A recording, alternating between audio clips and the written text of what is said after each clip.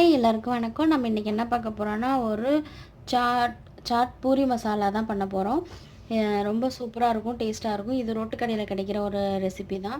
Road கடையிலலாம் நம்ம போய் சாப்பிட்ற பானிபூரி கடையில் அந்த மாதிரி ஷாப்லலாம் விற்கும். சேம் பானிபூரி வச்சு தான் பண்ண போகிறோம். பட் ஆனால் வந்துட்டு நான் ஆல்ரெடி பானிபூரி வீடியோ போட்டிருக்கேன். அந்த பானிபூரி சேம் அந்த மெத்தடில் தான், நம்ம பானிபூரிக்கு செய்கிற மெத்தடில் தான் மாவு பிசையணும். மாவு பிசைஞ்சிட்டு நம்ம அந்த பூரிக்கு நம்ம ஒரு திக்கும் இல்லாமல் மெலிசும் இல்லாமல் செய்வோம். தேய்ச்சி அந்த ரவுண்டு பண்ணி பொரிச்சு எடுப்போம். அதோட கொஞ்சம் திக்காக பண்ணி அதே சேம் பூரியவே நம்ம உடச்சி விட்டு இந்த சாட் மசாலா செய்யலாம். பட் நான் வந்து கொஞ்சம் அந்த தட்டை முறுக்கு மாதிரி செஞ்சு அதை வச்சு நான் செஞ்சு பார்க்கலாம் அப்படின்னு சொல்லி ட்ரை பண்ணேன். ரொம்ப சூப்பராக இருந்தது. ஸோ வந்துட்டு நான் அந்த சேம் அதே மாதிரி ரேஷியோவில் மாவு பிசைஞ்சிட்டு, பட் ஆனால் கொஞ்சம் திக்காக அதை நான் திரட்டிட்டு, அதை வந்து நம்ம இந்த முறுக்கு மாதிரி, இந்த மாதிரி தட்டை முறுக்கு மாதிரி பூரி தான், பட் ஆனால் இந்த மாதிரி நல்லா கொஞ்சம் ஹார்டாக கிறிஸ்பியாக நான் இப்படி பண்ணி வச்சுருக்கேன். இதை நம்ம நல்லா உடச்சி விட்டுட்டு நம்ம போட்டு இந்த பூரி இதில் போட்டு சாப்பிட்டோம்னா இந்த மசாலாவை அது அப்படியே ஊறி சூப்பராக இருக்கும். டேஸ்ட்டாக சாப்பிட்றதுக்கு கிறிஸ்பியாகவும் அந்த மசாலாவும் சாப்பிட்றதுக்கு சூப்பராக இருக்கும்.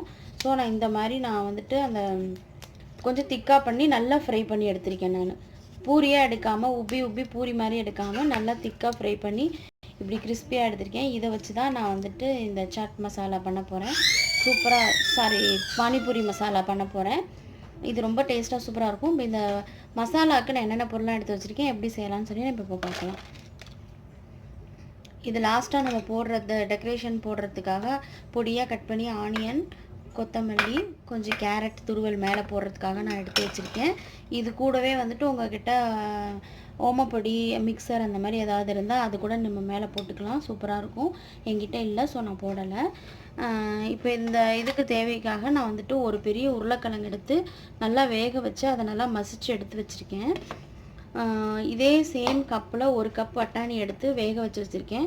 இதை ஜஸ்ட்டு நம்ம லைட்டாக ஒரு ஸ்மாஷ் பண்ணிக்கலாம். ரொம்ப பண்ண வேண்டாம், கொஞ்சம் லைட்டாக பண்ணால் போதும். அப்புறம் வந்து நம்ம வதக்கி எல்லாம் பேஸ்ட்டாக அரைக்க போகிறோம். அதுக்கு வந்துட்டு ஒரே பட்டை, 2 கிராம்பு எடுத்திருக்கேன், 2 பச்சை மிளகா, ஒரு 3 பல்லு பூண்டு எடுத்து நான் கட் பண்ணி வச்சுருக்கேன். ஒரு பெரிய வெங்காயம் எடுத்து அரைக்க போகிறனால பெருசாக கட் பண்ணி வச்சுருக்கேன். ஒரு பெரிய தக்காளி எடுத்திருக்கேன். இப்போ இந்த வெங்காயம், தக்காளி, பூண்டு, பச்சை மிளகா, பட்டை, கிராம்பு இதெல்லாத்தையும் வந்து நம்ம நல்லா வதக்கிட்டு நம்ம அரைச்சிக்க போகிறோம். மசாலா வந்துட்டு மல்லித்தூள் 1 ஸ்பூன், மிளகாய்த்தூள் 1 ஸ்பூன், மஞ்சத்தூள் ஒரு 1/2 ஸ்பூன், கரம் மசாலா தூள் 1 ஸ்பூன், தேவையான அளவு உப்பு, 1 ஸ்பூன் சாட் மசாலா. இப்போ நம்ம எப்படி செய்யலாம்னு சொல்லி பார்க்கலாம். இப்போ நான் அடுப்பில் பேன் வச்சுட்டேன். பேன் ஹீட் ஆனோன்னு நம்ம 2 ஸ்பூன் ஆயில் ஊற்றிக்கலாம். இப்போ நான் 2 ஸ்பூன் ஆயில் ஊற்றிட்டேன். ஆயிலில் வந்து நம்ம பட்டையும் கிராம்பும் போட்டுடலாம்.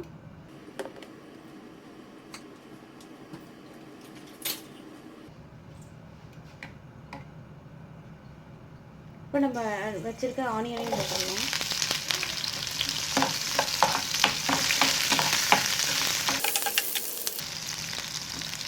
கார்லிக்கு, பச்சை மிளகாயும் போட்டுடலாம்.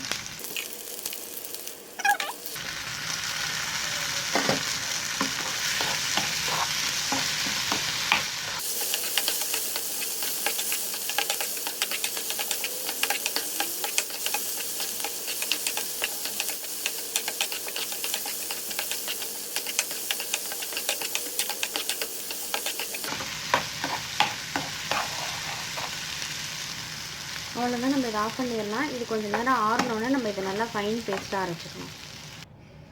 நம்ம வந்து இந்த பேனில் இருக்கிறத போட்டு நல்லா ஃபைனாக அரைச்சாச்சு. சேம் இந்த பேனே வச்சுக்கலாம். வச்சுட்டு நம்ம இப்போ அரைச்ச இந்த பேஸ்ட்டை வந்து இதில் போட்டுடலாம். பேன்லேயே போட்டுடலாம். போட்டுட்டு கொஞ்சமாக தண்ணி கலந்து வாஷ் பண்ணி அதையும் அதில் ஊற்றி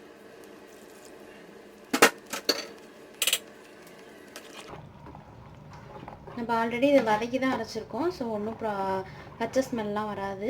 இப்போ நம்ம வந்து இதில் இந்த பட்டாணியை வந்துட்டு நான் இந்த சேம் இதை வச்சு கரண்டி வச்சு இப்படி ஜஸ்ட்டு நான் இப்படி அமுத்தி வச்சுருக்கேன். ரொம்ப நசுக்கலை, 1க்கு 2 ஜஸ்ட் இப்படி ப்ரெஸ் பண்ணி வச்சுருக்கேன். இதை எடுத்து நம்ம இதில் போட்டுடலாம்.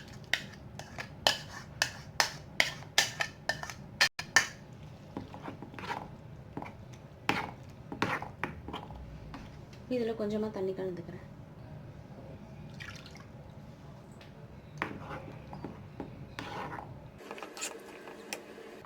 இப்போ வந்து நம்ம இதில் மசாலாலாம் ஆட் பண்ணிக்கலாம். மஞ்சத்தூள் கொஞ்சமாக போட்டுக்கிறேன், மிளகாத்தூள் கொஞ்சம் போட்டுக்கலாம்,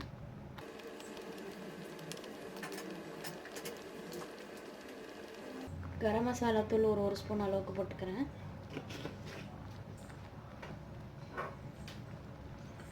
மல்லித்தூள் ஒரு ஸ்பூன் அளவுக்கு போட்டுக்கிறேன்,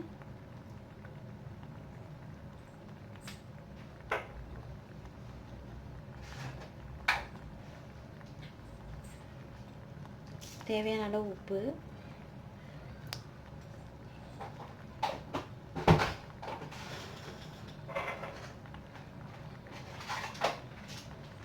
கொஞ்சமாக சாட் மசாலா,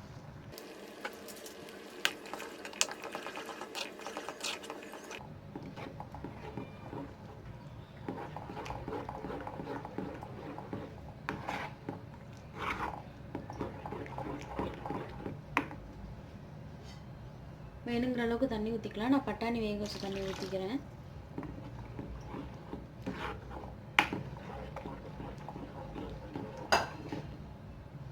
இது ஒரு பாயில் ஆகி வரும்போது நம்ம பொட்டேட்டோவை போட்டுக்கலாம். குழம்பு நல்லா இது கொதிக்குது இந்த மசாலு. இந்த டைமில் வந்து நம்ம இந்த பொட்டேட்டோவை போட்டுடலாம். ஸ்மாஷ் பண்ணி வச்சுருக்க பொட்டேட்டோ போட்டுக்கலாம்.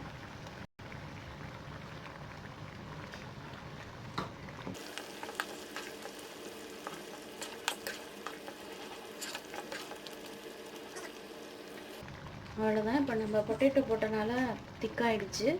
இந்த திக்னஸ்க்காக தான் நம்ம பொட்டேட்டோ போட்டிருக்கோம். அவ்வளோதான், நம்மளோட இந்த மசாலா ரெடி ஆயிடுச்சு.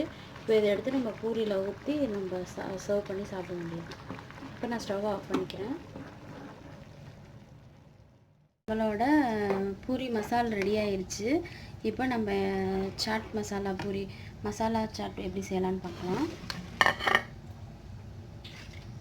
நான் நல்லா ஃப்ரை பண்ணி எடுத்துருக்கேன். இந்த பூரி எடுத்து நம்ம நல்லா சேம் அந்த பூரி நசுக்கிற மாதிரி தான். பட் ஆனால் அந்த கொஞ்சம் எனக்கு இந்த மாதிரி இருந்தால் எங்களுக்கு பிடிக்கும், அதனால் நாங்கள் இப்படி பண்ணியிருக்கோம்.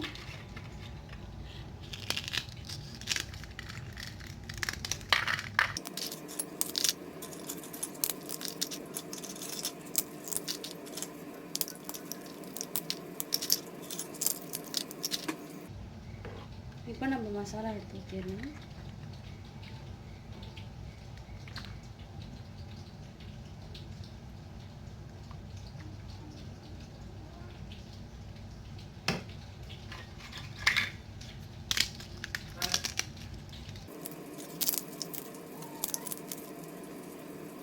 இதில் நம்ம மேலே வந்துட்டு ஆனியன் போட்டுக்கலாம்,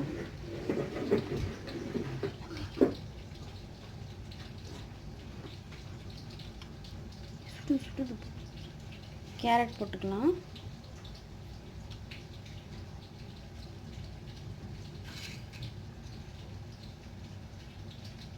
கொஞ்சம் கொத்தமல்லி போட்டுக்கலாம்.